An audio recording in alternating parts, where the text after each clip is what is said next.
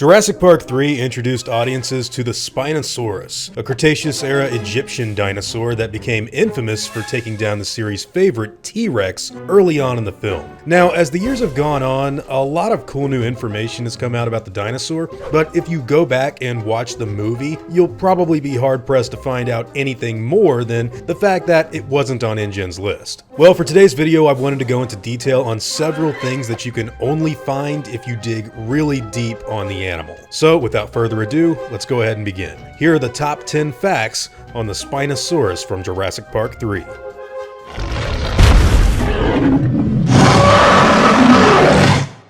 Number 10. Originally, it was supposed to be a baryonyx. Back when Joe Johnston first came on to direct the movie, the idea they had in store for JP3 was to provide something unique and different to the franchise. That original idea would have been to use the dinosaur known as baryonyx. Now, the baryonyx definitely has a similar build and skull shape to a Spinosaurus. I mean, they are closely related after all, but to put it bluntly, the baryonyx actually wasn't anywhere near as big as the Spino was in the fossil record. And for what the filmmakers wanted to do with the dinosaur over the course of the film, that animal would soon be recast for the Egyptian fish eater to soon take its place. Number 9. Jack Horner is the one that suggested it. So with the dropping of baryonyx came the suggestion to add Spinosaurus by none other than Dr. Jack Horner himself. Now Horner made the decision to try and use the Spino because he really had gotten tired of the T-rex himself and wanted to use the biggest dinosaur imaginable to take it out. This was the Jurassic Park series senior paleontological advisor for the first 5 films, and when it came down to it, they looked to him for advice, and he is what made the Spino a reality. Number 8.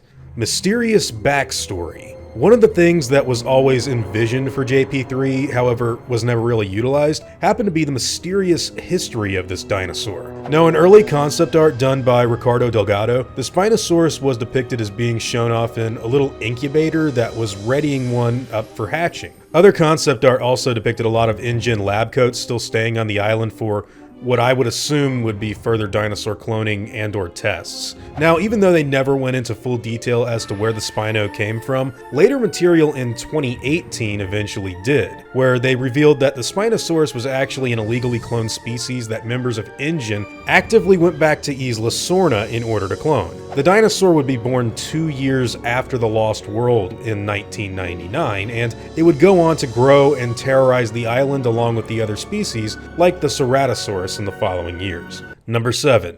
It may be our first, quote, hybrid.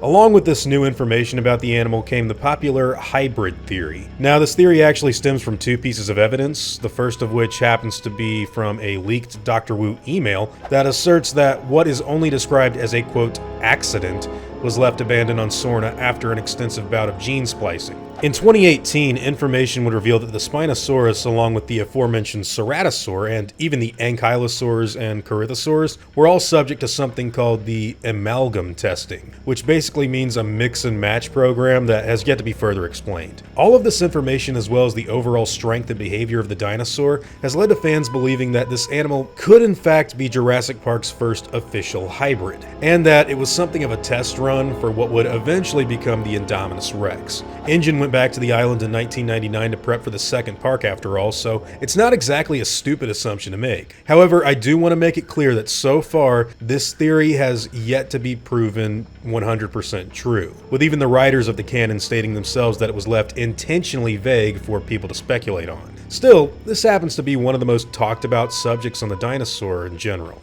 Number 6. The biggest dinosaur animatronic ever made.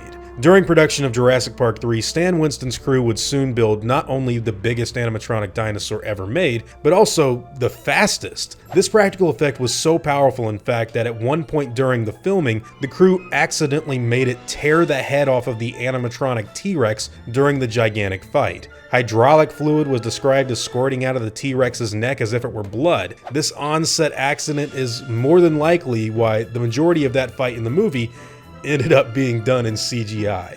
Number 5. no one knows whether it's alive or dead. During the promotion for Jurassic World Fallen Kingdom, a chart of dinosaurs would soon come out that revealed the Spinosaurus as being the animal that was subject to, quote, cruelty by InGen. However, this doesn't necessarily mean that the animal isn't still alive. In fact, to put it bluntly, no one knows what happened to the dinosaur at all after the events of the third movie. There have been times when the filmmakers have toyed with the idea of seeing the dinosaur dead, but there have also been instances where they've wanted to bring it back. As of right now, we don't really have any idea on what its current canon status is like at all. Number 4. It was originally going to die from a raptor attack. We do know that originally the idea was for the dinosaur to die at the end of Jurassic Park 3. One of the initial endings for the film would have actually had Alan Grant use the Velociraptor resonating chamber to call a pack of dinosaurs over to the river during the attack scene. Following Grant's command, the raptors would then proceed to jump onto the Spino and tear it apart while the humans ran for safety. Now, one of the raptors would eventually look out to the humans and have a little self-debate on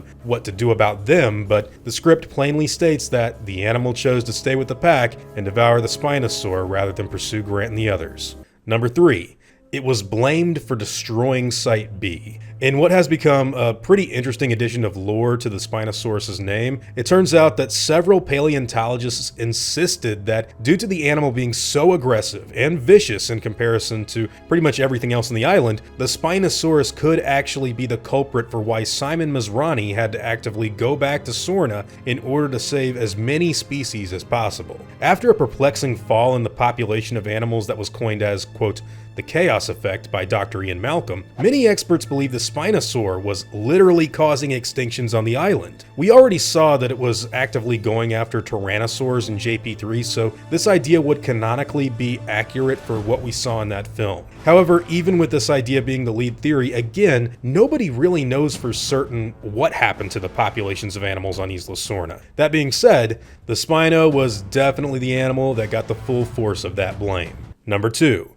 Alan Grant's story was covered up on it. And here we have possibly the most interesting bit of lore involving the dino. After the events of Jurassic Park 3, Alan Grant and the survivors of the 2001 incident would soon go to the authorities and report the existence of Spinosaurus aegypticus on Site B, along with several other unknown animals that weren't supposed to be there. Unfortunately, none of this would become public information until much later. Claire Dearing's nonprofit organization in Fallen Kingdom called the Dinosaur Protection Group revealed in 2018 that even though Dr. Grant went out of his way to report on the Spinosaurus that he'd been attacked by in Jurassic Park 3, all of that information was hushed up by someone bribing the officials, and the reported illegal species would soon be quietly forgotten about and buried under the rug. Not much is known about why this info was so important as to getting discarded away so quickly, but one can only assume that what was going on with Isla Sorna and the Spinosaurus in general would have gotten a lot of people in trouble had Grant actually had his story believed by the general public.